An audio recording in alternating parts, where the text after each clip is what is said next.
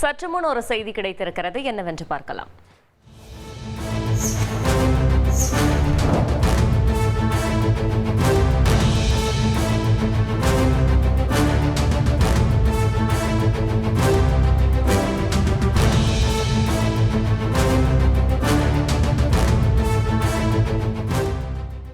உயர் ரக கஞ்சாவை வைத்திருந்தது தொடர்பாக இயக்குனர் உட்பட 3 பேர் கைது செய்யப்பட்டிருக்கிறார்கள். இது பற்றின மேலும் விவரங்களை செய்தியாளர் சிவசபாபதி வழங்கிட கேட்கலாம். சிவசபாபதி, வணக்கம். இந்த சம்பவம் தொடர்பான மேலும் தகவல்களை சொல்லுங்க.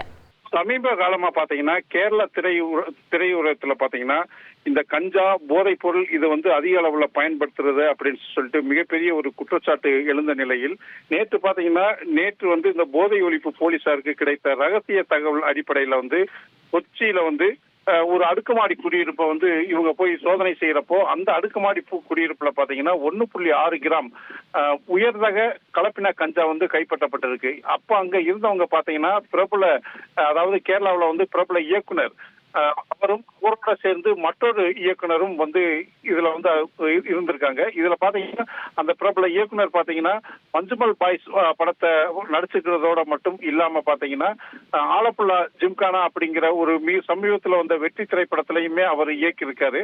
அவர் பாத்தீங்கன்னா பிரபல இயக்குனர் காலித் ரகுமான் மற்றும் அவரோட பாத்தீங்கன்னா அஸ்ரப் ஹம்சா அப்படி மற்றொரு டைரக்டரும் இருந்திருக்காங்க. இவங்க 2 பேருமே பாத்தீங்கன்னா அதாவது உபயோகப்படுத்துறதுக்கு அளவான மட்டும் கஞ்சா வச்சிருக்கிறதால போலீஸ் இவங்க மேல கேஸை மட்டும் பதிவு பண்ணிட்டு சொந்த ஜாமீன்ல விட்டுருக்காங்க. இது மட்டும் இல்லாம பாத்தீங்கன்னா கேரளா திரையுலகத்துல இந்த கஞ்சா போதைப் பொருள் போன்றவை அதிகமா பயன்படுத்துறதுனால போதை தடுப்பு பிரிவினர் திரையுலகத்தினுடைய எல்லார் மேலையுமே பாத்தீங்கன்னா எல்லாரையுமே தொடர்ந்து வாட்ச் பண்ணிக்கிட்டே இருக்காங்க.